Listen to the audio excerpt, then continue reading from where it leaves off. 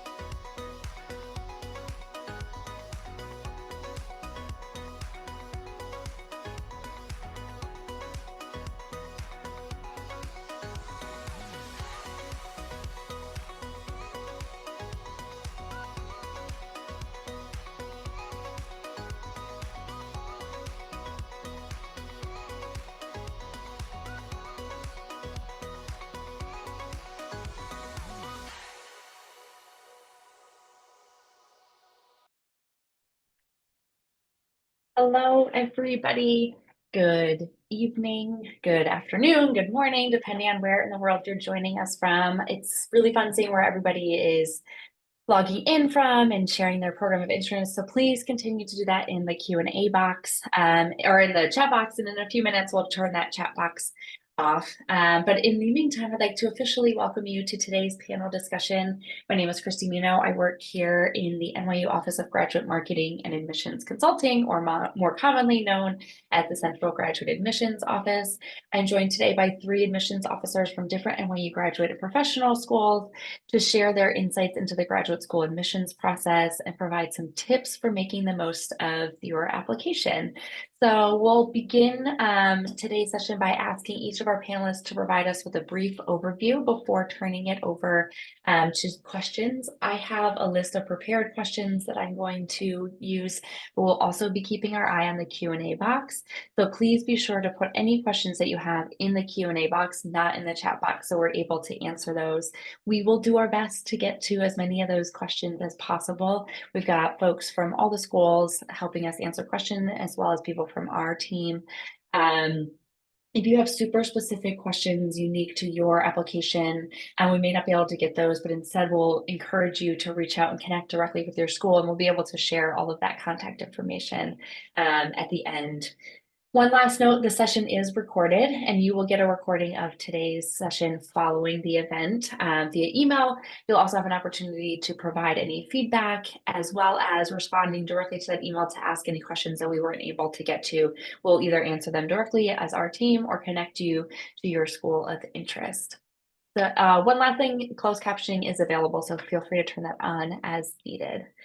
So again, we'll go ahead and just dive right in. I'd like to first introduce Jen from the Graduate School of Arts and Science. She's going to kick us off by giving you an overview of the Graduate School of Arts and Science and their programs, and then we'll continue on with the rest of the panel. So I'd like Jen to go ahead, if you want to turn on your camera, and maybe when you can go to the next slide. Great. Awesome. Thanks, Jen. Hi, everyone. Thanks so much for joining us.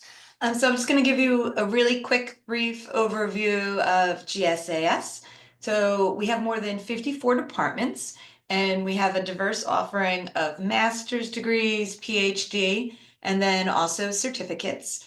So I have to speak broadly because, as you can imagine, what someone in physics is looking for is very different than creative writing, than biology. It really does vary. So the most important thing is always to make sure you're looking at the application requirements for the specific program that you're applying to, because it really will vary, if you need the GRE, if you need a writing sample, things like that. So you always, and the deadline, even that we leave up to the departments. General application things to remember: follow directions. I know it sounds simple, but so many people don't. If it's a 2-page statement of academic purpose, submit 2 pages. Don't do 10. Remember, especially in the sciences, typically, at least for us, they're big programs. So that means the admissions committee is looking at a large volume of applications. So you want to make sure they're in a good mood when they're reviewing your application. So if they said 2 pages, do 2 pages. Really be careful reviewing everything and proofreading everything. Once you submit your application, we don't change things. Every year, unfortunately, someone will submit their application and then email us, "Oh no, I uploaded Columbia's statement of purpose, not NYU's. Please change it." Or, "I uploaded my rough draft. Please change it." We won't. It's a hard rule. We will never change that. So always make sure you're very careful in what you're uploading. I always recommend reading everything out loud, because your ear is going to catch mistakes that your eyes don't. You know what you meant to say, but you've looked at it so many times, you see it, even if it's not really there. But when you force yourself to say it out loud, you'll pick up on mistakes and redundancy and things like that. Think really carefully when you're selecting your recommenders. You want to pick people who can best speak to your ability to do well in the program. Sometimes students think, well, I have a slight connection to this really big name, so I think that's going to help. But if they don't know you and they can't speak to your abilities, how helpful is that really going to be? So think carefully of that. We always recommend highlighting your research experience, especially if you're a PhD applicant. So make sure you're highlighting that in your application.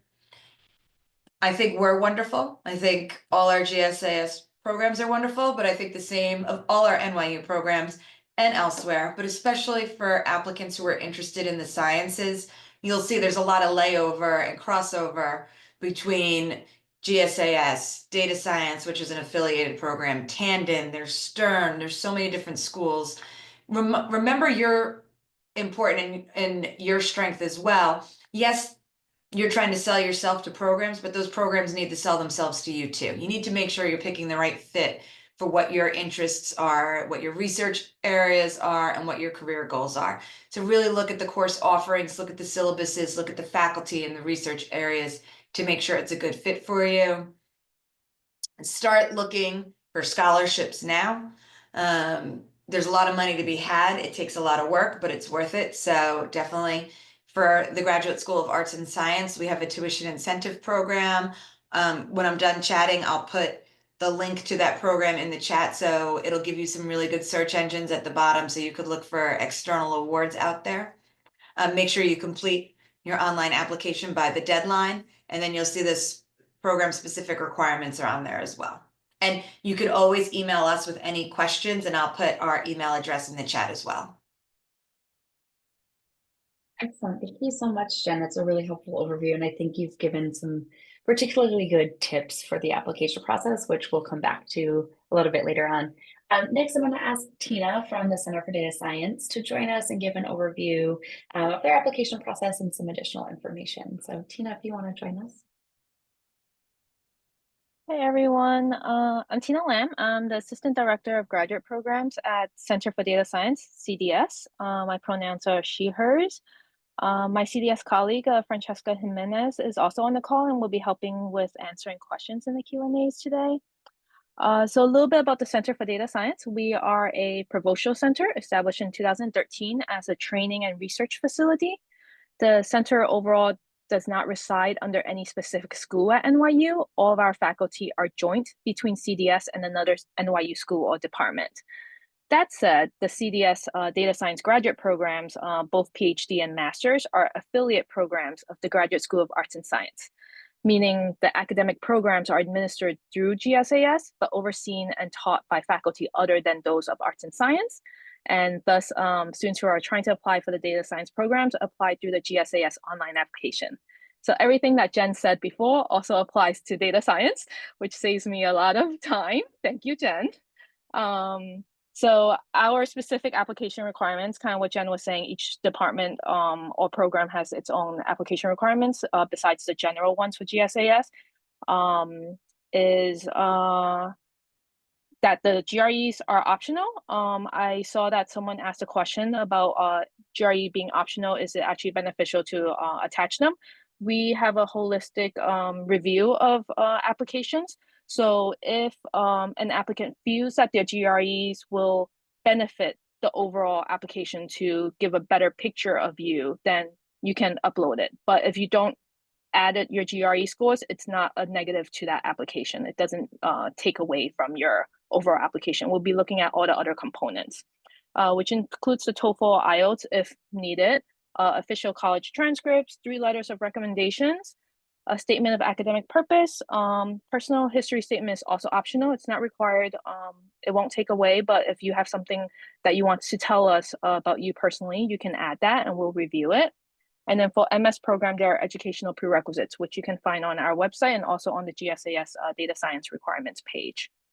Our deadlines for the MS program is January 22nd, 2025 for fall 2025 admissions and December 5th, 2024 for PhD fall 2025 admissions. Our virtual information sessions happened already. This slide was from our first take of this panel, but you can find the recordings on our website. We have the recordings of both the master's and PhD virtual info sessions there, and faculty and also current students speak on those panels, so you can find those recordings. That's about it for me for now. Thank you, Tina. I'm sorry for not catching those slides, so appreciate you sharing that information and reminding people that there are recordings available. And next I'll have Carrie from the Tandon School of Engineering join us and talk a little bit about opportunities at Tandon. Thank you. Hi, everyone. My name is Carrie Bowling, and I'm a Senior Assistant Director in the Graduate Admissions Office at the Engineering School, which is also known as Tandon. To tell you a little bit about us, we were founded in 1854. Something that's a little bit different about us is our campus is actually located in Brooklyn, not in Manhattan, but we have all of the same resources that you would need to do your education, obviously here in Brooklyn, but you also have easy access to other campuses from us. We have 31 different degree granting programs that are across master's and PhD, which is really great. So a lot of opportunities for you there within the engineering fields, or if you're interested in mathematics in an applied sense.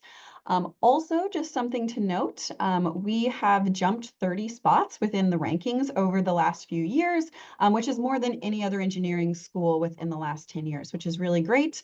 It really speaks to the fact that our students have really great access to research and research funding, and we've been really on the cutting edge of innovation within the tech sector.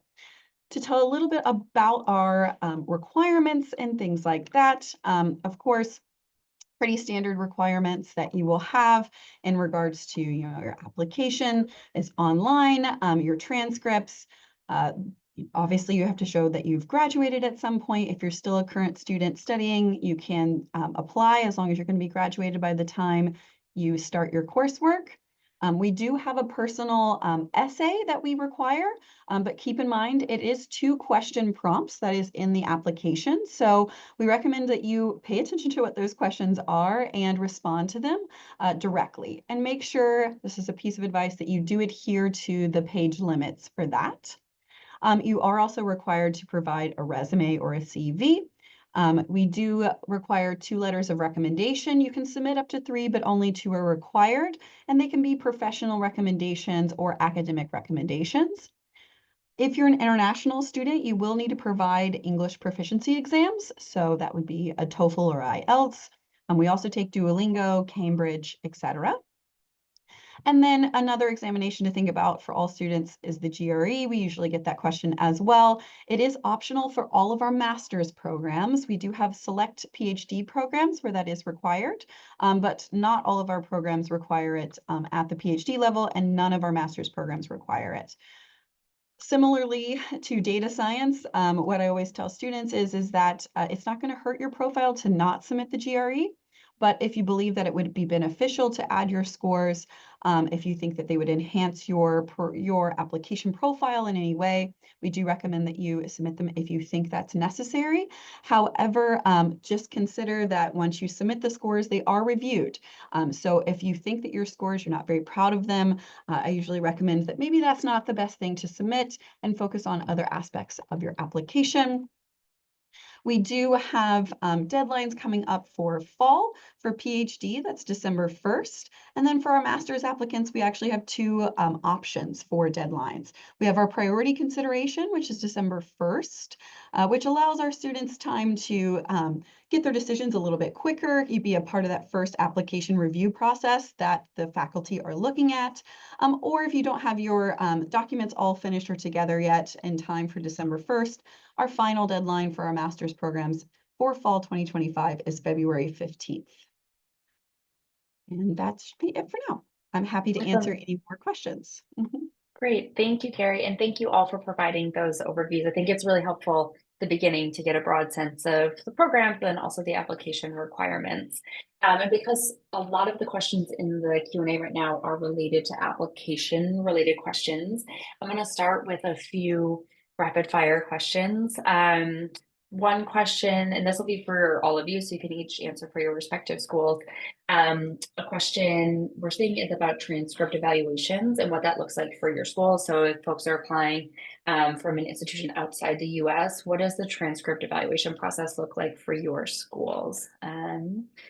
Carrie, do you want to kick us off with this one? Yeah, I'm happy to.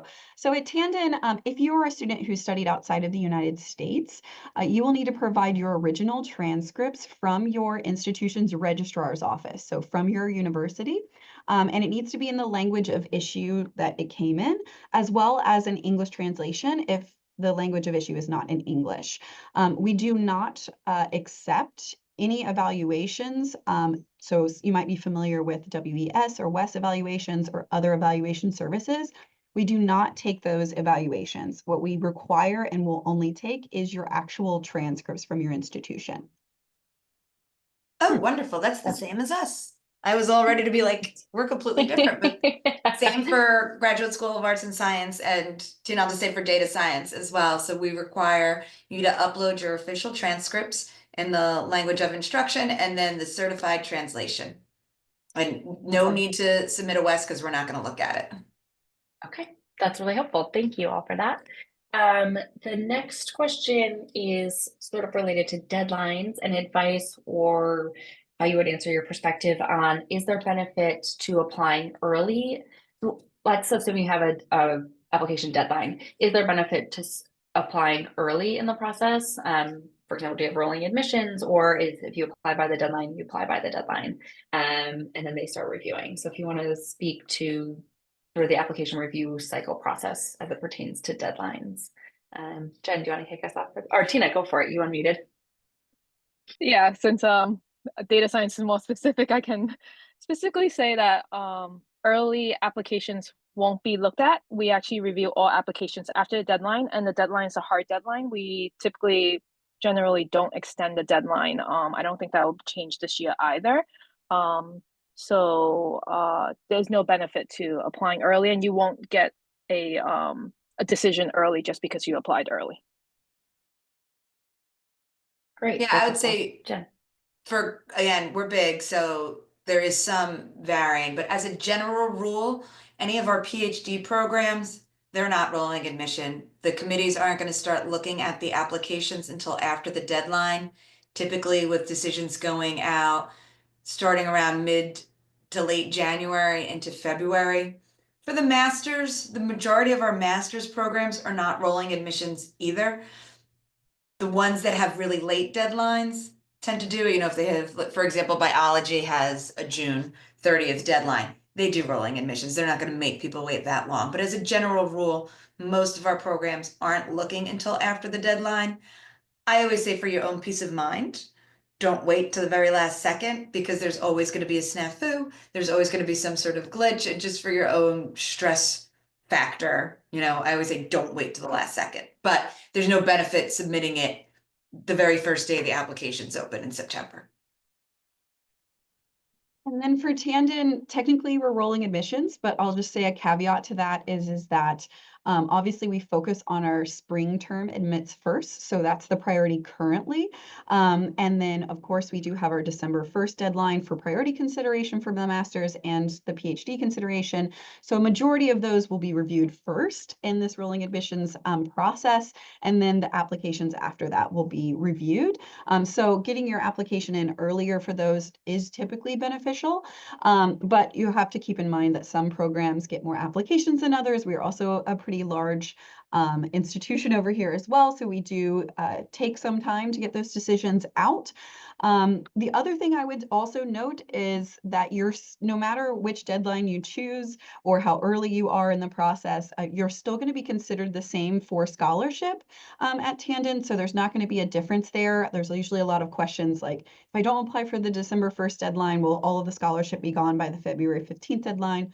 No, you're going to have the same considerations. Really, the only difference is you're more likely to get your decision quicker. So just wanted to add that clarification for students. Thank you, Carrie. And we will come back to scholarships because there are questions about that. So I'll circle back on funding because I know that's a big one. There was a question about TOEFL or other English language proficiency exam. And if a student is applying and went to an institution where English is the medium of instruction, do they need to submit any sort of English language proficiency exam? Yes or no? I can go. So the way it works, anyone who went to the school outside of the US or Canada, we're going to do our foreign transcript review. And until it's done, it's going to show, the system will know that you went to school outside of those countries, and it's going to show that it's required. When we do our review, if the primary language of instruction for an awarded degree or a degree that will be awarded was English, it will be waived. But you need to be getting a degree. So if you did a year at a school in the US, but your degree's from China, we're not waiving it. Only if it will be an awarded degree. And until we do our review, it won't show it.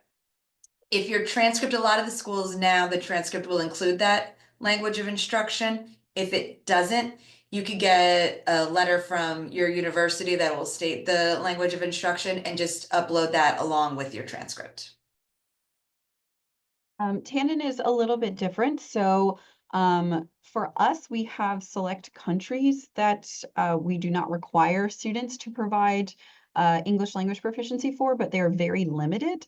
And what happens is when you apply and you put that, the country in which you studied in, the application, I believe, automatically updates to not require the TOEFL score. However, it is not necessarily based on whether there was English instruction. I know a lot of students from India typically are asking this. We do not waive the TOEFL for Indian students. So do keep that in mind. I know that's a question we get quite a bit. But outside of that, there are select countries that are official languages of English that we do allow that to be waived. But keep in mind, if you're an international student, plan on taking the TOEFL since that is more limited, and then you can reach out to us if you have additional questions for the list of countries. Oh, can I just add one thing for that? So bringing up India is a great point, because graduate school will waive it for a lot of students, but a lot will submit them anyway. So even if you're not required to take it, if you've got a wonderful score and you think that will add to your application, by all means, you could send the scores to us and we'll upload it to your application, even though it's not required, so the committee can see it. Great, thank you all. On the topic of application materials, a question about this one specifically says international students, but I'm going to phrase it as any applicant. You can submit actually, I don't know. Can you submit unofficial transcripts as part of the application and then submit your official transcript once you're accepted, or do you need to apply with your official transcript? I can go for that one. For Tandon, you can submit unofficial transcripts, and what we consider unofficial is, if the university issued you transcripts and you have them in your possession, and you're uploading those yourself or having photocopies taken of those yourself, we will allow that at the time of application. However, keep in mind that when you are admitted and you decide to come, you will need to provide the officials, which is what I was mentioning before, which is coming directly from your registrar's office to Tandon's office. So whether that be through postal mail or electronically, it has to come directly from them, not through you, but you can do that at the application stage. It's interesting because you're using the term unofficial for something that we would consider official at the time of applying. So if we get a transcript that says unofficial on it, we're not accepting that. And you'll hear back from us often. But if it's an official transcript, you upload that directly to your application. Even though you touched it and you opened it, we still consider it official. And the same thing, you're accepted, you decide to enroll, you physically have that official transcript, you've opened it and you have it in your hand, we still consider it official. Excellent, thank you. Be sure to reach out to your individual institutions, I will say, because that language can get really confusing. Obviously, even within NYU, there's differences there. If you showed up with an opened transcript on, the day of orientation and you're turning those into us, you will not be considered, that's not considered official. We would turn you away and you would be de-enrolled from your classes. So what I would say is don't worry about that as much now. Worry about what you're allowed to submit at the application stage. And then as you get closer, once you get that admit, work directly with our individual admissions offices on what you need to bring. We're very communicative about what you need, so just keep that in mind. Thank you so much. I think that was the bulk of the technical questions, and I'm still seeing a lot of questions about IELTS and TOEFL waivers and what about my country? And so I just want to put a plug in and to reiterate what everyone's been saying is reach out to your school. And as well, the school websites do a really good job of articulating and outlining the specifics of the requirement, what they're looking for, and what is being asked of you as part of your application. So if that wasn't clear, always reach out to the admissions team, to our office, and we can connect you over to get that verified and that information firmed up. So I'm going to transition a little bit to talk more broadly about what you're looking for in the application. I'm seeing a lot of questions in the chat of folks who are saying, I have a degree, my undergraduate degree is in this field, but I'm looking to apply to this program. Or, how do you evaluate experience? Do I need a work experience? I know this is going to vary depending on the program, but if you could speak broadly to folks who are looking to utilize their graduate or professional degree to pivot careers or enter a new industry. In addition to any prerequisites, do your programs require prior work experience, or how do you advise students to speak about those things in their application materials if they're looking to sort of enter into a slightly different industry than what their undergraduate degree might be in?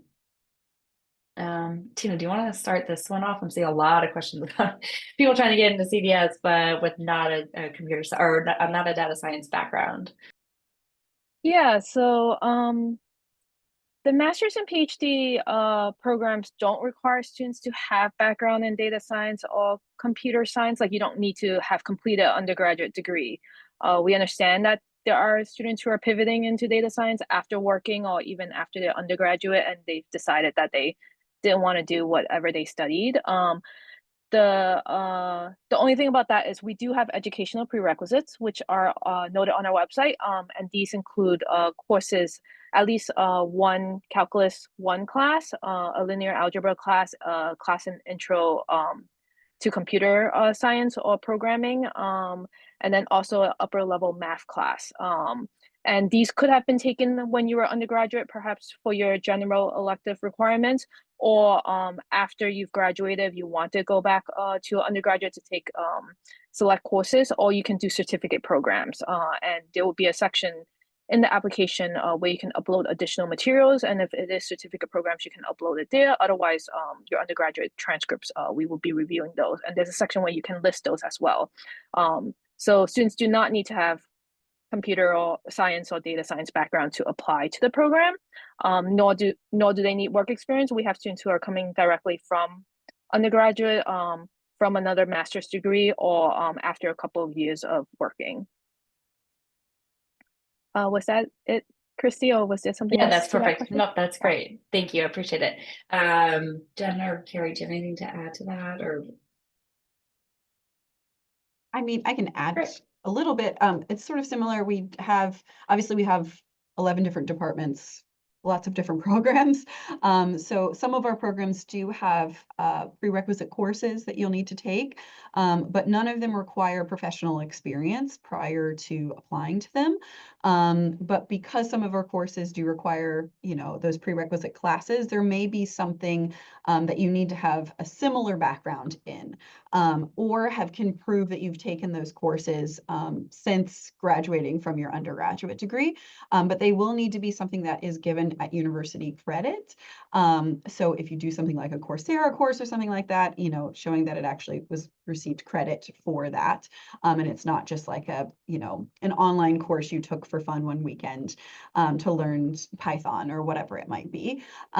Just keep that in mind. All of our prerequisites that are required for any of the programs are listed on our website on those particular programs of interest. And then for the other programs, if there's no prerequisites required, you don't have to have the same background at all. And usually if you're coming from another STEM background, which we do see a lot of students doing, you're definitely fine to cross over. If you're coming from a completely different background, like liberal arts and things, again, it's just important to look for those prerequisites to make sure that you're going to have some of those math basics that you might need for your course in order to be successful. Yeah, similar for GSAS. One thing I want to note, students ask a lot is, can I apply for the PhD with just a bachelor's? Which you can. Certainly some students might get a master's first, and now they're applying to one of our PhD programs, but we also have plenty of students who are currently completing their bachelor's or have only completed their bachelor's, applying to PhD. That's fine.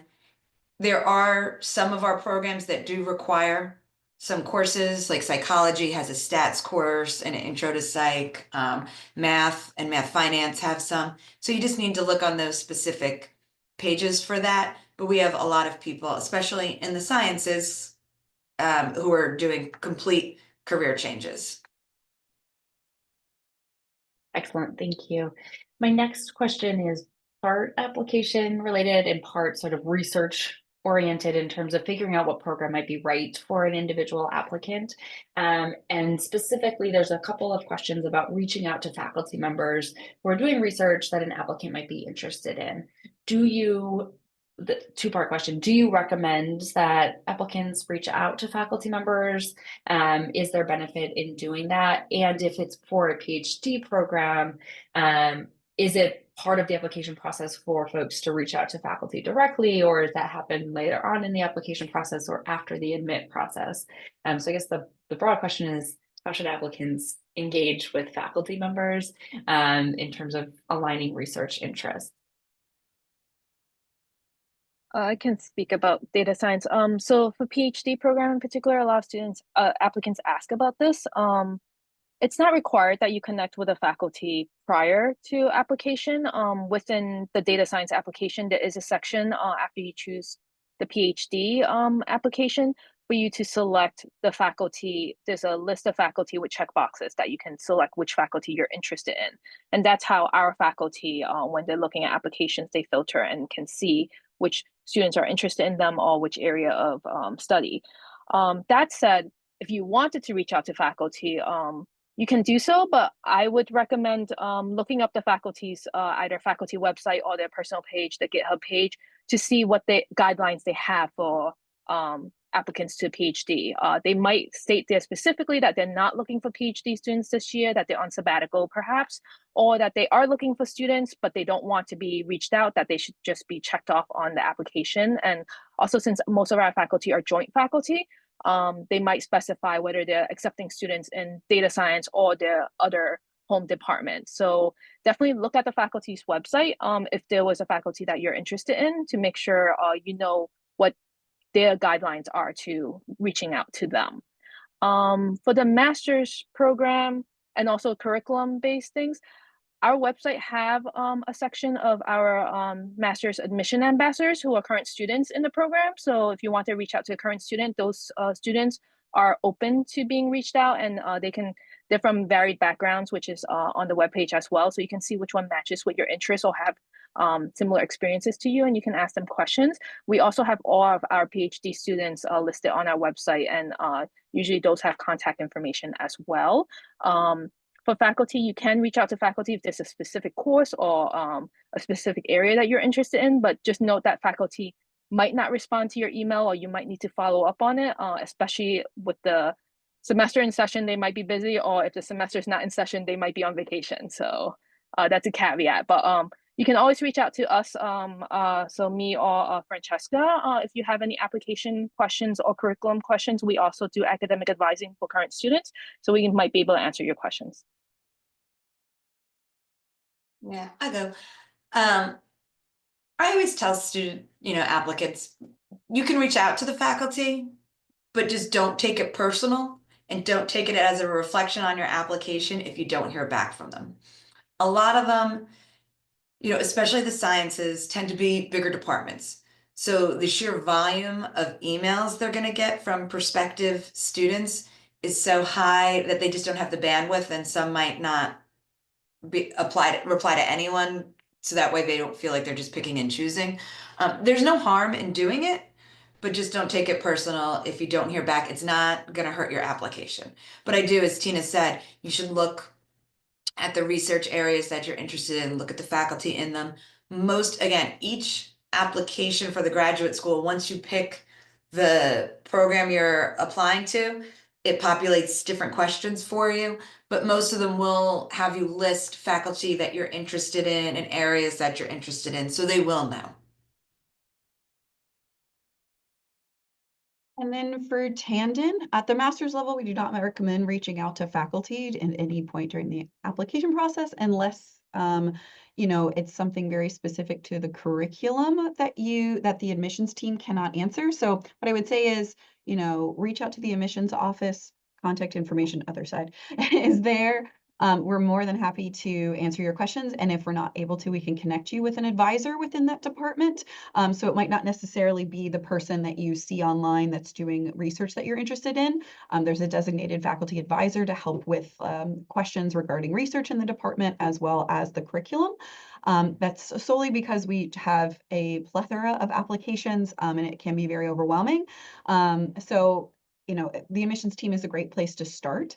And then obviously, if you reach out, it's not the end of the world. They may just not reply to you.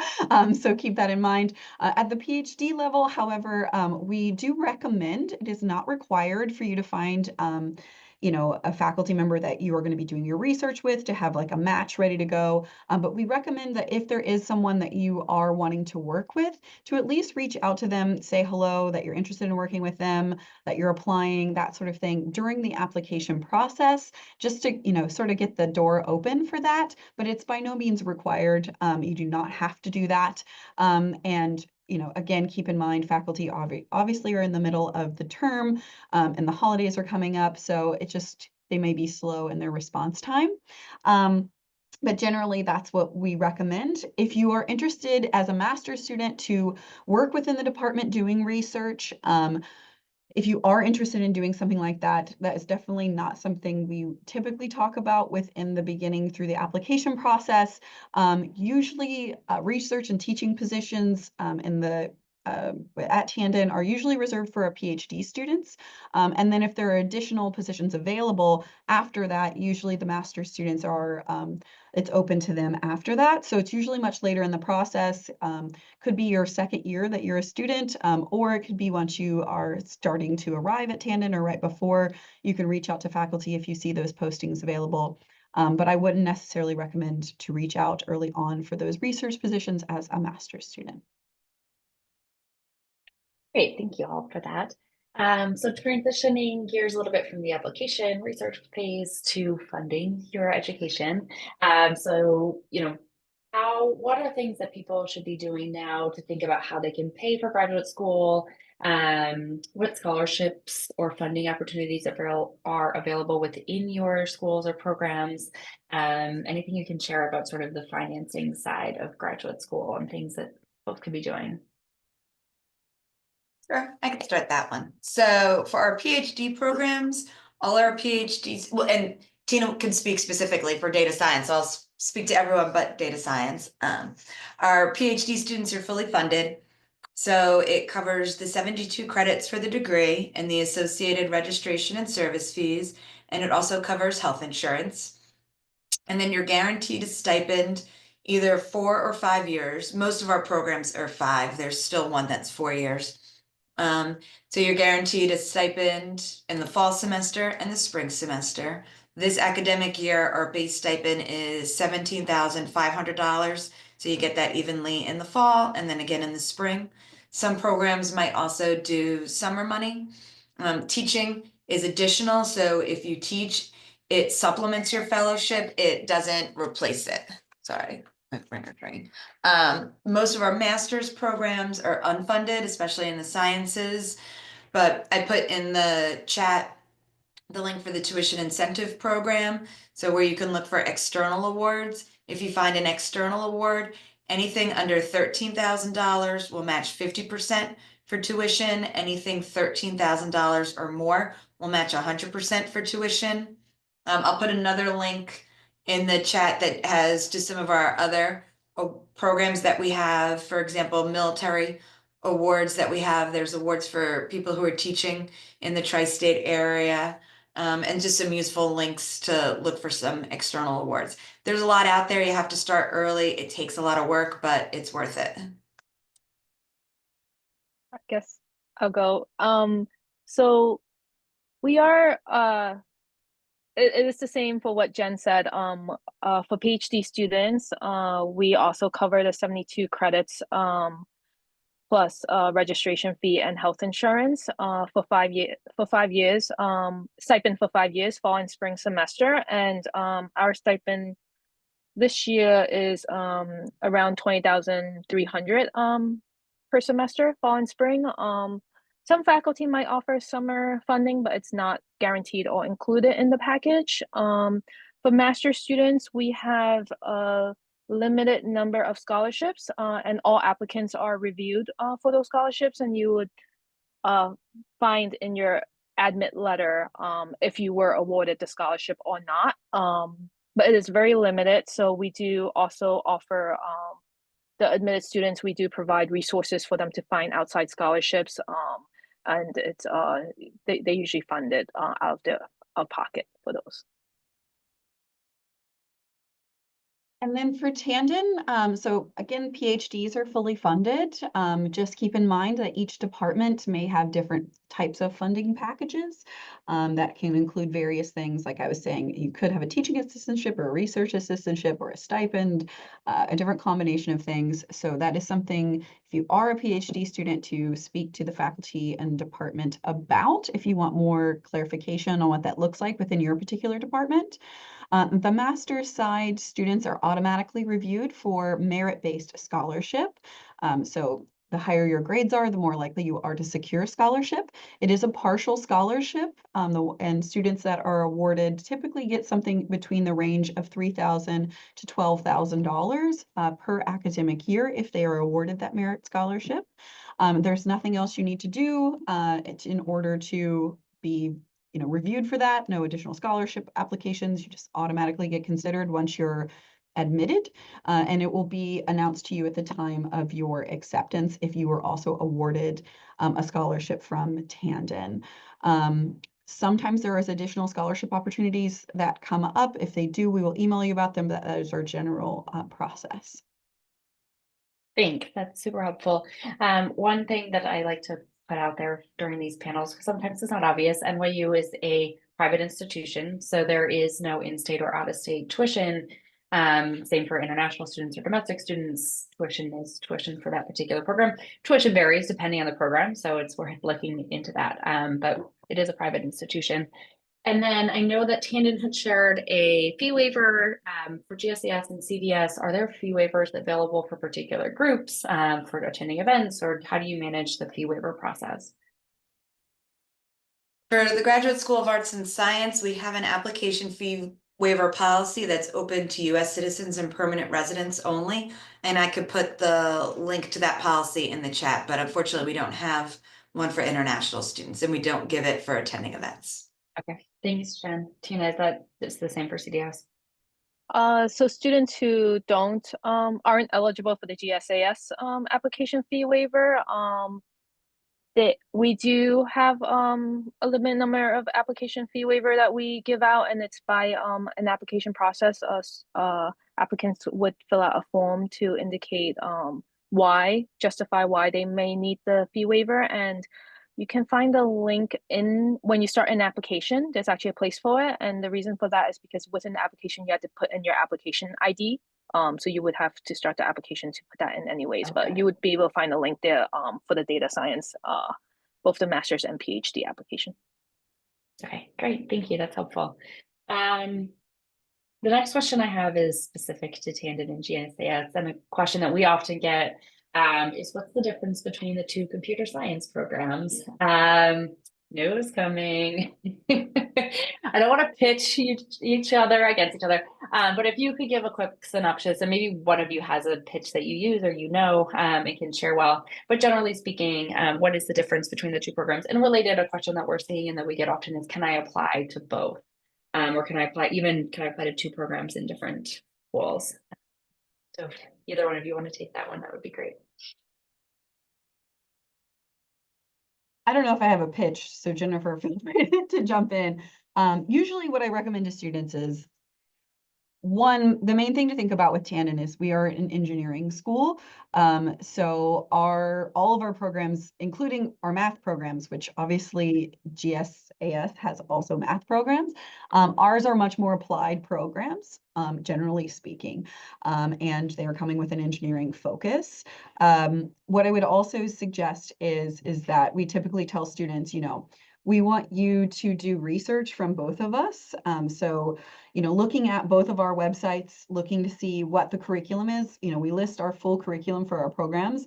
Our CS program, for example, has various options for concentrations or focuses that you can have within our program. I'm sure that varies from Jennifer's side. And so it's important that you're looking at those differences yourself. For Tandon, we allow students to apply to two different schools at the same time if they so choose, but you will need to obviously choose one of those, and you can't do both at the same time. But if you are applying, just as a side note, I know this wasn't the question, but I just want to make sure that it's clear that if you're applying at Tandon for two different programs, say computer science and computer engineering, you cannot do that in the same term. You must pick one program from your school. But the sort of workaround to that is you can apply to two. But really, what we recommend for students, because graduate school is so specific, is to make sure that you're applying to a program that's going to meet your needs, and you're not just blanket sending out applications to things hoping that one will admit you. That really shouldn't be your perspective when applying to grad school. You should be looking at what's the best fit for me, and what is going to provide me the education that I want in order to be successful in my career and move my career forward.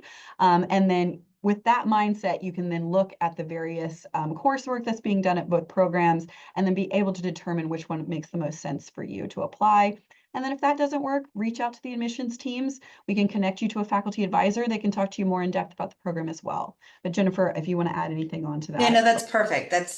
I feel the same way, especially with computer science, students are really looking to enhance their skills for the job market. So you have to think about, okay, what skills am I looking to get? Who offers that?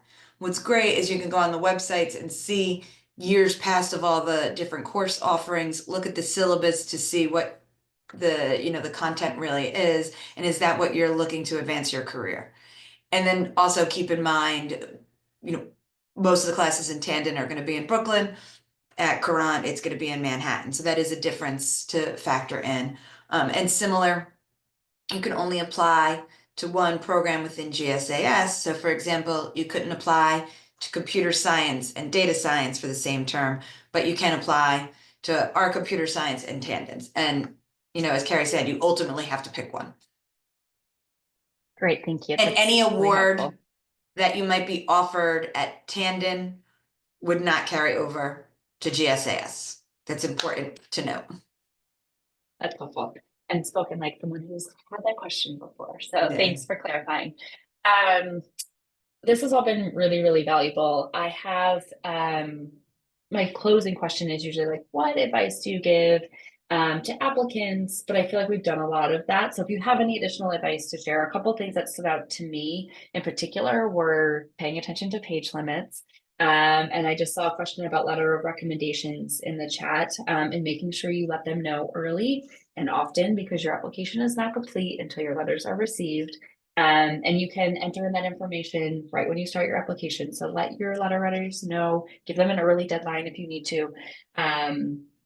So I'd like to just wrap up by asking you if you have any advice or things you'd like to share, or if there are particular things about NYU that keep you here that you really enjoy, or highlights about your programs that you want to share with prospective applicants. I do really want to thank you all for your advice. I think this insight has been really valuable, particularly when you're thinking about, determining where to apply and how to apply. Really factoring in doing that research is valuable, and attending events like this is super helpful. So thanks for sharing that. So to close up, if everyone wants to share either any additional advice or your, pitch about why NYU, why you love it here, why you stay here. I'd encourage applicants, besides looking at the admissions pages of departments, to also look at the curriculum pages. Kind of what Carrie and Jen was saying, like make sure that the program you're going into, it fits your needs. So if you are deciding between data science and computer science, or data science and another university's data science program, check to see what the required courses are. If you don't want to take intro to data science, probability and stats, machine learning, big data, then maybe the Center for Data Sciences program is not right for you, because we don't waive the required courses besides prob and stats. And that's a question we get a lot from admitted students, and you don't want to pay the application fee and everything else to find out that this is not the program for you. That advice is so obvious, but so well said. I'm like, oh, of course. If you don't want to take the courses, don't apply. Don't apply.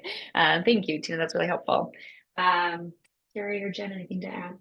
Yeah, that's wonderful advice. I always say you want to make an informed decision.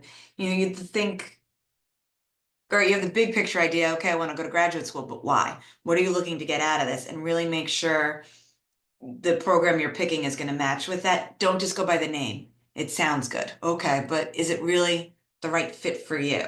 You got to make sure they're offering what you want. And then the benefit, I always think, that really sets NYU apart, and this is for all of us, it's not just for the Graduate School of Arts and Science, is the networking and the career services. It's amazing what there is. First of all, you're in New York City, and more these days, I feel like the internships and the networking are how people are getting their jobs and moving up in them. And so being in the center of New York City with all the access to industry and all the different types of companies, tech especially, and entrepreneurship that is growing in the city really provides such an advantage. Nothing against like Peoria, but New York's going to offer more. So definitely make sure, I would say, start early. As soon as you're starting your programs, take advantage. We have the Wasserman Center for Career Development. It's amazing all that they offer. So start early, no matter where you end up, but especially if you end up at NYU, to really take advantage of those skills, because it will help you professionally. And once you graduate, you still have access to it. as well. So I think that sets us apart, all of us.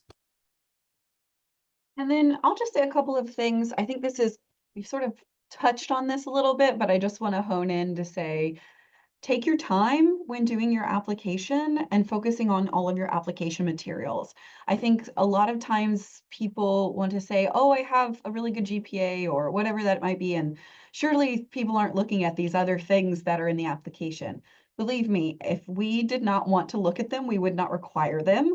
Tandon has about 17,000 applications every year. If we, didn't want to look over your statement of purpose, we would take that out and not read 17,000 statement of purposes.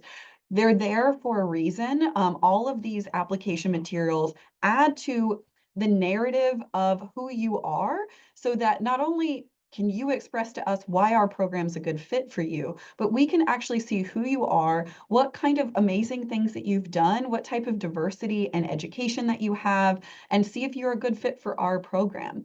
So we are looking at you as a whole, as an individual. You're talking in your resume about things that are different than what's in your transcript. Your transcript's giving us your academic history.